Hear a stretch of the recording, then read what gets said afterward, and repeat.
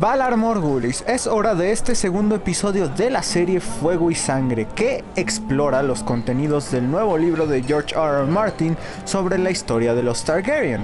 En el último, empecé con la llegada de los Targaryen a Poniente y abordé un poco de la historia y personalidad de Aegon y sus esposas hermanas Visenya y Rhaenys, hasta el momento que decidió poner su vista en Poniente.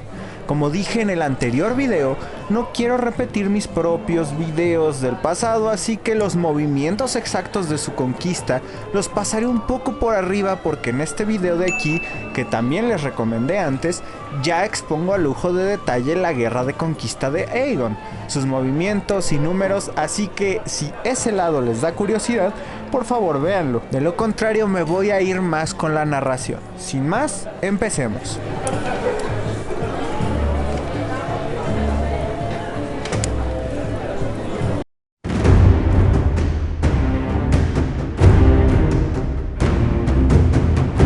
La vista fija en Poniente y los lords advertidos, Aegon zarpó por la bahía de Aguas Negras junto con sus aliados y desembarcó justo en la desembocadura del río de Aguas Negras con un pequeño ejército de entre 1500 y 3000 soldados, dependiendo de las distintas fuentes, pero con sus 2 esposas y 3 dragones. Una vez ahí, ordenó que se levantara un pequeño fuerte de empalizadas.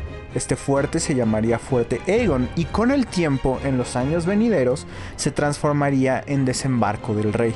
Claro que después de haber impartido tremenda amenaza y pisar el continente con una fuerza de conquista, las cosas no fueron instantáneamente pacíficas. Mientras sus hermanas lograron que varios lords se unieran a la causa de Aegon, visitando numerosas fortalezas que eran olvidadas en la negligencia tanto de Argilac el Arrogante como de Harren el Negro, otras casas se levantaron a las armas. Pero Aegon liberó el fuego negro de Valyrian sobre ejércitos superiores en número a él y los sometió rápidamente. Con sus nuevos aliados y casas sometidas, empezó a delegar tareas después de ser coronado por su hermana Visenya con una corona de rubíes. Ese día solo había unos cuantos señores presentes, pero aún así hubo vitoreos. Se mostró misericordia contra los que se sometieron después de levantar las armas contra él, dejándole sus tierras y títulos, y en justicia recompensó con importantes títulos a aquellos que lo apoyaron sin levantar las armas contra él, haciendo así su primer concilio y nombrando a nadie menos que su amigo y confidente Orys Baratheon como su consejero principal y mano derecha, una tradición que después llevaría el nombre de Mano del Rey. Se dice que en la vieja Valyria no existía tal tradición como llevar estandartes con crestas familiares a la guerra, pero el ejército de Aegon estaba ataviado de ellos, señalando que los Targaryen, después de tantas generaciones en Rocadragón, se habían vuelto tan habitantes de Poniente como cualquier otro. Se movió rápidamente, dividiendo su ejército ahora reforzado por nuevos aliados. Al norte, mandó a Visenya con su dragón Vhagar, que diezmó la flota de los Arryn, reyes del Nido, quemándola como paja. Al sur, envió a su mano derecha Orys Baratheon junto con Rhaenys y Meraxes, que sufrieron emboscadas gracias a las tácticas del rey Argilac, un veterano guerrero de una familia de conquistadores. Aegon, personalmente, se movió al oeste hacia Harrenhal, donde después de ofrecer misericordia al terrible y cruel rey Harren, este le rechazó y escupió al suelo, alardeando que la piedra no arde y que Harrenhal era la fortaleza más poderosa del mundo. Efectivamente, la piedra no arde, pero todo lo que hay dentro sí. Después de que Aegon descendiera con Valyrian sobre Harrenhal, toda la familia Hoare llegó a su fin, siendo quemados vivos dentro del castillo. Dicen los generales del ejército de Aegon que estaban sitiando la fortaleza que al amanecer, las torres más altas del castillo se habían derretido y seguían ardiendo al rojo vivo. Edmure Tully, un antiguo vasallo de la casa Hoare, fue el primero en atender al llamado de Aegon y como tal fue declarado guardián de las aguas.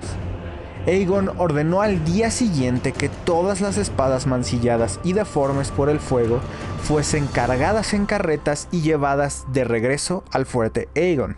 En el sur, Argilac, al escuchar del destino de Harrenhal, salió diciendo que si su fin había que llegar, sería con una espada en la mano y no acobardándose dentro de una fortaleza.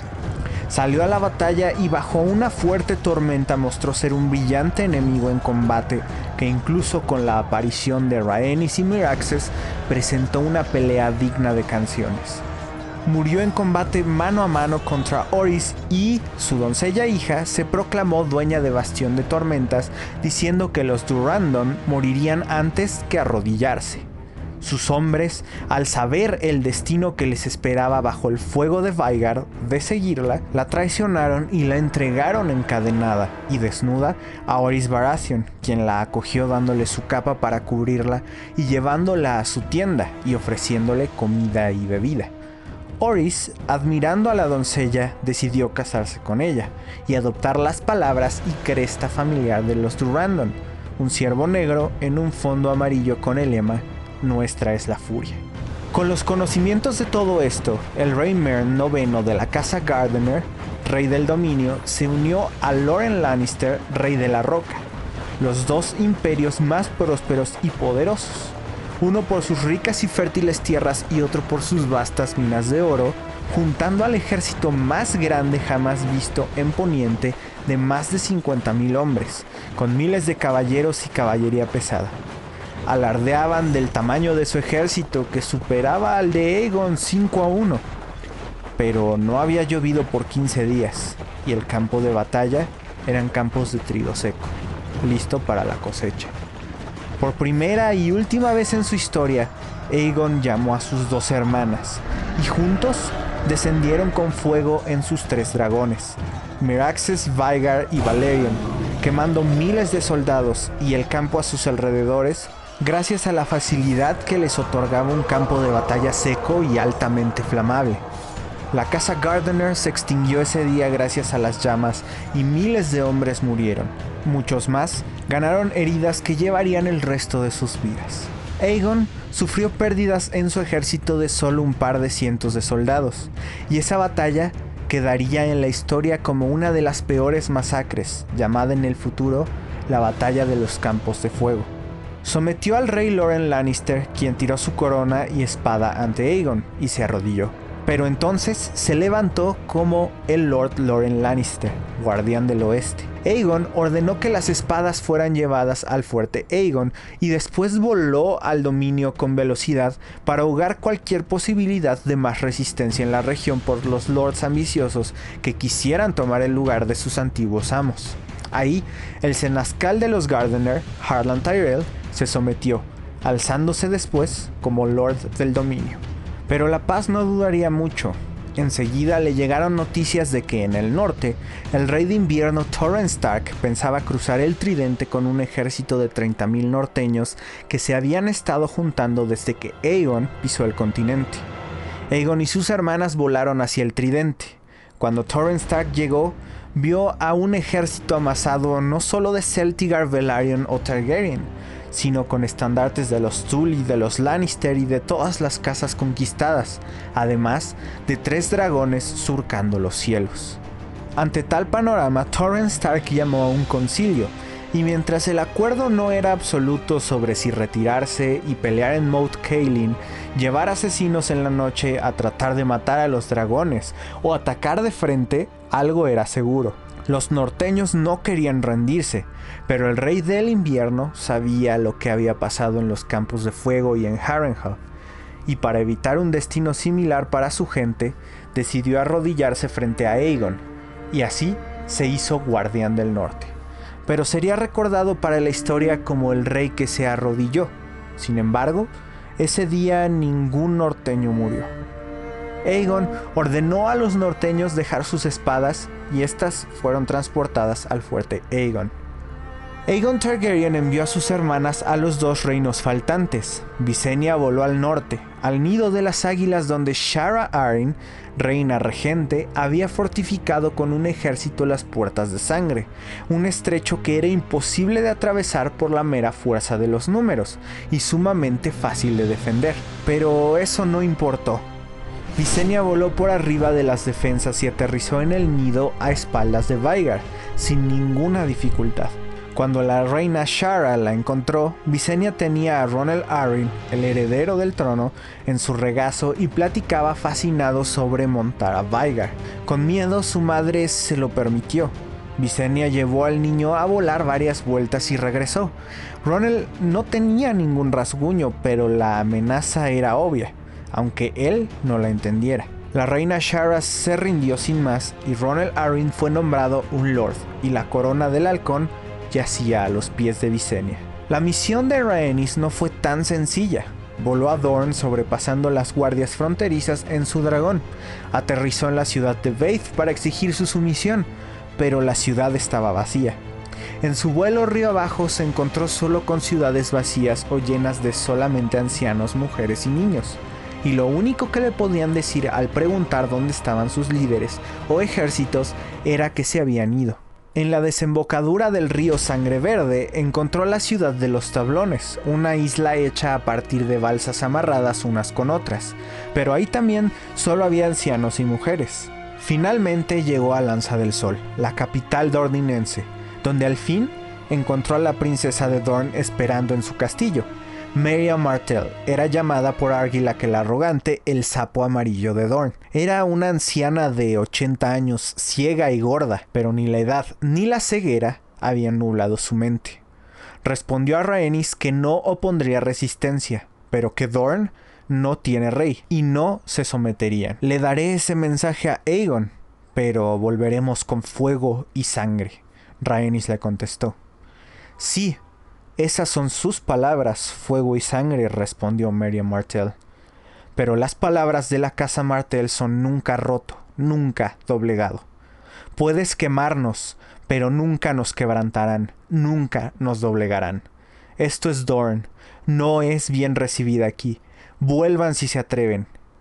Y así, Rhaenys partió con ese mensaje para Aegon.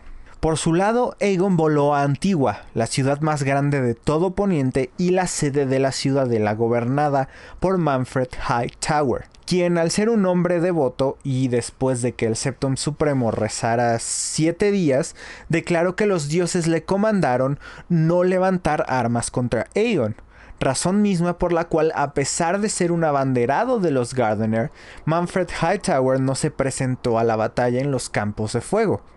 Al llegar Aegon, Lord Hightower le dio su espada, su lealtad, y algunos dicen que incluso ofreció la mano de su hija, la cual Aegon rechazó con cortesía. 3 días después, el Septum Supremo de la Fe ungió a Aegon con los 7 óleos, puso una corona en su cabeza y lo proclamó Aegon Targaryen, primero de su nombre, rey de los Ándalos, los Rhoynar y los primeros hombres, señor de los 7 reinos y protector del reino. A pesar de la proclamación, 7 reinos aún era mucho decir, pues Dorne no se rendiría por más de un siglo. En su primera coronación había solo unos cuantos lords, pero esta vez Aegon se paseó por las avenidas de Antigua en Valyrian, siendo aclamado por la multitud. Así, Aegon se convirtió en el rey de Poniente, pero al contrario de la creencia de muchos, no haría de su capital la ciudad de Antigua, sino que regresaría al fuerte Aegon, donde se construiría un fuerte y una ciudad que rivalizaría con todas otras. La ciudad se llamaría Desembarco del Rey, y ahí se hizo un trono forjado con las miles de espadas rotas, magulladas y quemadas de sus enemigos, forjada con el fuego de Valerion, el terror negro. Sería el asiento de sus herederos por venir durante siglos, una silla incómoda en la que era imposible reclinarse, que usualmente lastimaba a quien se sentaba ahí, cortando y algunos dicen que incluso matando a quien la usara, pues Aegon dijo que un rey jamás debería sentarse cómodamente. A pesar de que se considerara que la guerra de conquista terminó cuando Aegon fue coronado rey de los 7 reinos en Antigua, aún había un reino el cual conquistar y otros 6 que estabilizar. El resto del reinado de Aegon en general sería muy pacífico, pero el inicio sería conocido como las Guerras del Dragón. En el este, los señores de las 3 hermanas habían proclamado su independencia y coronado a Lady Marla Sutherland como su reina. Aegon ordenó a su guardián del norte, Torrhen Stark, sofocar esta rebelión. y así el ejército al mando de Warwick Manderly zarpó en galeras contratadas de bravos.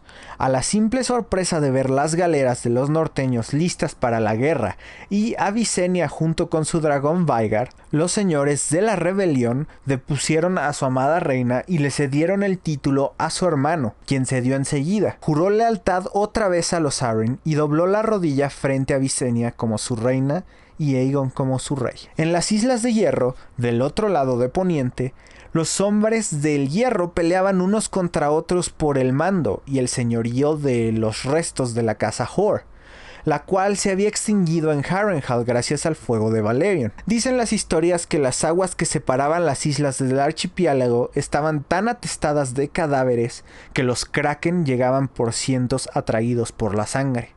Esto pasó durante un año completo, hasta que Aegon descendió sobre ellos con Balerion en el año 2 después de la conquista.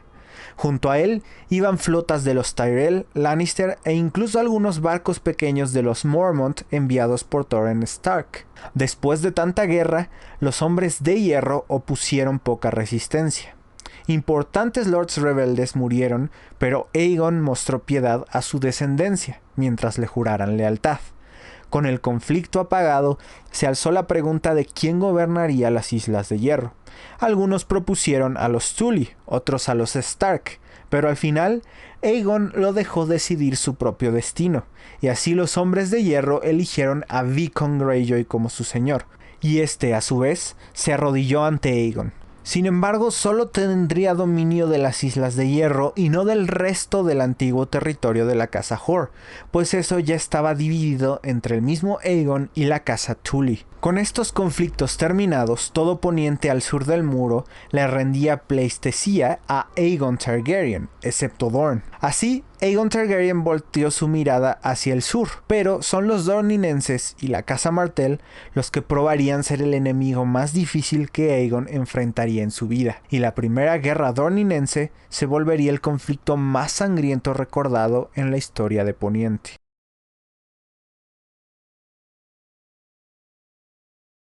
Aprovecho para hacer una rapidísima pausa y recordarles que este contenido es posible gracias a mis mecenas en Patreon. Si te gusta el contenido, por favor considera apoyarme para que estos capítulos puedan salir mucho más rápido. Además, podrás tener acceso a audios exclusivos, podcast, accesos tempranos, adelantos de contenido, encuestas exclusivas para decidir el contenido del canal y más. De lo contrario, déjame un generoso like y suscríbete, y espero disfrutes esta serie.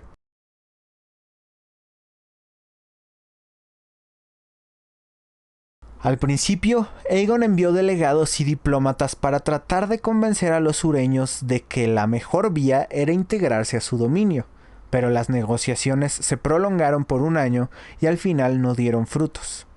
El inicio de la primera guerra dorninense se marca en el año 4 después de la conquista. Primero, Rhaenys regresó a Lomo de Meraxis con fuego y sangre, como se había prometido. Quemó la ciudad de los tablones, haciendo que la desembocadura de Sangre Verde se llenara de madera quemada y escombros.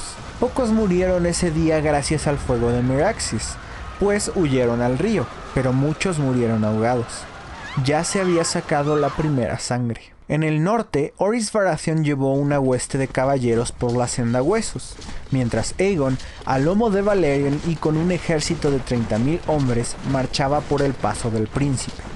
Eran un ejército tan grande y bien preparado que Harlan Tyrell mismo dijo que podrían hacerle frente a cualquier ejército dorninense, incluso sin la ayuda de Aegon y Balerion.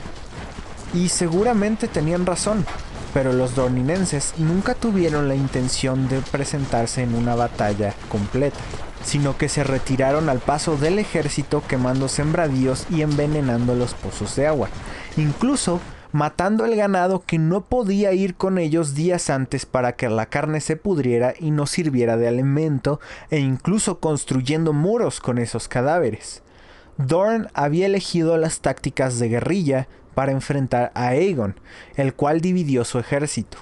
mandó a Lord Tyrell a enfrentar a Uthor Uller, señor de Soto Infierno, y él mismo se dirigió a enfrentar a Lord Fowler en Dominio del Cielo. Lord Tyrell encontró el desierto un duro enemigo. La sed y el calor fueron causa de que varios de sus hombres y todos sus caballos murieran antes de llegar a su destino, y una vez en Soto Infierno, lo encontró abandonado. Otra vez todos los suministros se habían ido y el río de Soto Infierno era sulfuroso, así que tomar agua de él era una condena de muerte. A Orys Baratheon no le fue tan mal como a Lord Tyrell, pero eso era mucho decir. Al llegar a donde el río Will pasaba por el Sendahuesos, Orys y sus caballeros fueron emboscados por Lord Will, y miles de flechas llovieron desde los riscos más altos. Cuando se ordenó la retirada, los dorninenses causaron un derrumbe de rocas que bloquearon al pequeño ejército. Murieron todos excepto Orys Baratheon y otra docena de lords, los cuales Lord Will decidió que eran suficientemente valiosos para pedir un rescate por ellos. Los tomaría prisioneros por años y les cortaría a todos la mano de la espada. Aegon tuvo un mejor destino. Tomó la fortaleza rápidamente ya que Lord Thor había muerto recientemente y su mayordomo se arrodilló sin dar pelea. Voló con dirección a Lanza del Sol para encontrar a Rhaenys y ahí después de haber tomado otras ciudades y fuertes a su paso, pero a pesar de que los ciudadanos lo alabaron, no encontró un solo enemigo. Meria Martell se había desvanecido también. Aegon declaró la victoria en ese instante y empezó a delegar títulos como Guardián de las Arenas y Señores de los Castillos. Dejó algunas guarniciones y a Lord Tyrell en Soto Infierno, ya que era una fortaleza bien sitiada a pesar de todo. Antes de que Aegon siguiera y pudiese llegar de regreso a Desembarco del Rey, los ejércitos de Dorne aparecieron de la nada entre las arenas del desierto y retomaron con facilidad las ciudades y fortalezas conquistadas por Aegon. Sometieron a los delegados de Aegon a horribles y absolutas torturas. Dicen que entre los lords de Dorne incluso se apostó quién podía mantener con vida a su prisionero por más tiempo. En Soto Infierno, a pesar de ser una fortaleza bien sitiada, la falta de agua y comida era evidente, ya que incluso los peces de ese río eran dañinos para la salud. Así que Lord Tyrell se veía forzado a mandar expediciones de cacería y recolección, pero los lords de Dorne vecinos emboscaban y mataban a cualquiera que saliera de la fortaleza. Así, Lord Tyrell decidió que sería mejor simplemente reunir a su ejército, capturar la ciudad de Bath y luego dirigirse a Lanza del Sol para tomar venganza por los asesinatos de los delegados del rey Aegon. Con esa decisión marcharon, y en algún lugar entre las arenas, Lord Tyrell y todo su ejército desaparecieron, y nunca nadie volvió a saber de ellos. Aegon no aceptaría la derrota tan fácilmente. La guerra se transformó en una serie de revanchas, incursiones hostiles y asesinatos durante algunos años. En el año 7 después de la conquista, Lord Will decidió enviar a Orys Baratheon y el resto de los lords a Desembarco del Rey, pidiendo su peso en oro. Pero cuando Aegon notó que les habían cortado las manos de las espadas a todos, descendió a la fortaleza de Will en Balerion y la redujo a piedra derretida en múltiples torres y pedazos del muro. Pero Will y sus hombres se escondieron en las profundas cavernas de las montañas, y Lord Will viviría sin problema alguno otros 20 años. En el 8 después de la conquista, tuvo lugar un verano particularmente seco, y esto significa hambre para Dorne, por lo cual hubo incursiones marítimas a pueblos y villas en el norte que después de saquear redujeron a cenizas. Fuego por fuego, declaró la princesa Martell. Claro que los Targaryen no podían dejar pasar eso, así que más tarde Visenya atacó Lanza del Sol, Limonar, Colina Fantasma y Thor en lomos de Vhagar. Y en el 9 después de la conquista, Visenya y Vhagar regresaron acompañadas de Aegon y Balerion, haciendo arder Asperon, Bath y Soto Infierno. En el año 10 después de la conquista, la respuesta dornidense tuvo lugar cuando Lord Fowler atacó con un ejército el Paso del Príncipe con tanta rapidez que los lords no se enteraron de esto hasta que era muy tarde. Como respuesta, Lord Hightower de Antigua mandó a su hijo y un ejército en respuesta, pero Dorne había previsto esto y mandó a Joffrey Dane a atacar Antigua. Aunque los muros de la ciudad resistieron, quemó campos y aldeas a kilómetros a la redonda y se desvaneció. Aegon volaría a Alto Jardín para pedir consejo a su guardián del sur, pero este se mostraría muy renuente de hacer otra incursión a Dorne después de cómo había terminado su padre en la incursión de años atrás. Aegon decidió responder con sus dragones otra vez. Llegó a dominio del cielo y juró que la convertiría en otro Harrenhal para hacer a Lord Fowler pagar por sus crímenes. Visenya y Vhagar derramaron sangre y fuego en Campo Estrella para tomar venganza de los Dane, y finalmente Rhaenys y Meraxes descendieron sobre Soto Infierno, pero fue por última vez. Las escamas de los dragones son sumamente duras y lo poco que se lograba incrustar entre ellas solo hacía el daño suficiente para enfurecer más a las bestias. Pero entre fuego y humo, un guardia disparó un dardo de hierro con un escorpión a la dragona Meraxes justo en el ojo. La dragona no murió enseguida, sino que cayó agonizando sobre una de las torres que se hizo añicos a su paso. La dragona murió desangrando borbotones de sangre hirviendo. Nadie sabe con seguridad qué es lo que le pasó a Rhaenys. Algunos dicen que Meraxes la aplastó, o la torre que se derrumbó lo hizo. Otros dicen que sobrevivió a la caída de Meraxes, pero que sufrió una muerte lenta torturada por los Uller, entre otras historias fantásticas. Pero Rhaenys Targaryen muy probablemente pereció en Soto Infierno, en el año 10 después de la conquista. Los siguientes 2 años se conocerían como la Ira del Dragón. Soto Infierno ardió numerosas veces más sin otra provocación. Bajo el fuego de Valyrian, las arenas de Soto Infierno se cristalizaron y el resto de las fortalezas fueron incendiadas al menos 3 veces cada una, gracias a la ira y tristeza de Aegon.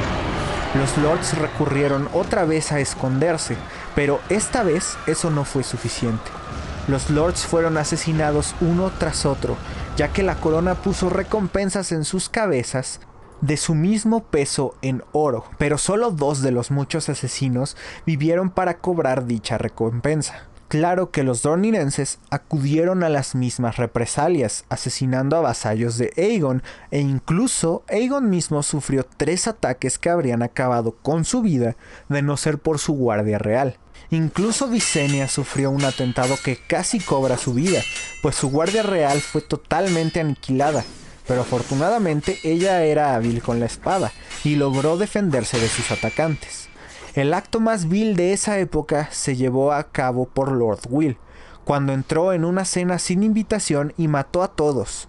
Castró a Lord Oakheart frente a su esposa y luego se turnó con sus hombres para violarla a ella y a sus criadas para luego llevárselas y venderlas como esclavas. Para ese entonces, Dorne era un plano de arena vasto y desolado por las llamas.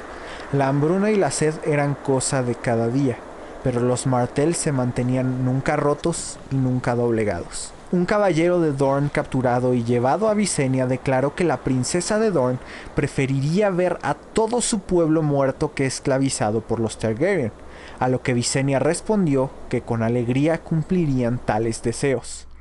En el año 13 después de la conquista, la Edad logró lo que los dragones, soldados y asesinos no. Merya Martell murió en su lecho. La sucedió su hijo Naemor Martell, señor de Lanza del Sol y príncipe de Dorne. Con 60 años de edad, el príncipe no quería seguir con la matanza y envió un destacamento de delegados con el cráneo de la dragona Meraxes como condolencias por la muerte de Rhaenys. Condiciones de paz, y al frente del destacamento iba su hija y heredera Daria Martell. No fueron bien recibidos por el pueblo y los lords. Visenya se declaró opuesta a la paz sin el sometimiento de Dorne.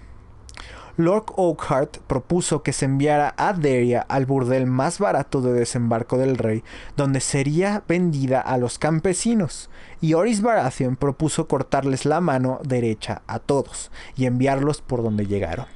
Pero Aegon se negó a hacerles daño mientras estuvieran bajo su techo con un estandarte de paz. Aegon no sabía qué decidir, pues sus vasallos habían sufrido mucho gracias a Dorne. Y no solo aceptar paz podía crear descontento, sino que se podía tomar como una marca de debilidad, que crearía nuevas rebeliones. Pero antes de tomar su decisión, Darien Martell le entregó una carta de su padre que solo era para ojos del rey Aegon. Aegon leyó la carta en silencio frente a su consejo, sentado en el trono de hierro. Cuando terminó de leer, su mano estaba bañada en sangre. Quemó la carta y no dijo una palabra. Montó en Balerion y partió a Dragonstone. Al día siguiente regresó y aceptó los términos de paz, firmando un tratado de paz eterna con Dorne. Nadie sabe el contenido de la carta y las teorías son numerosas al respecto, desde magia negra hasta una plegaria de Nymor a Aegon de un padre a otro. Mientras los contenidos de esa carta probablemente siempre serán desconocidos, algo es un hecho. Meriah Martell, el sapo amarillo de Dorne, logró lo que Loren Lannister, Meryn Gardener, Torrhen Stark, Harren el Negro, Shara Arryn o Argilac el Arrogante nunca lograron. Detuvieron a Aegon Targaryen y a sus dragones. Sin embargo, al norte de Dorne sus tácticas se convirtieron en sinónimo de deshonor, y el odio a Dorne solo creció desde ahí. Se juró que se obtendría venganza, pero esa venganza tendría que esperar a otro rey en el futuro, sediento de sangre, ya que a pesar de que Aegon se sentaría en el trono por otros 24 años, esa había sido su última guerra.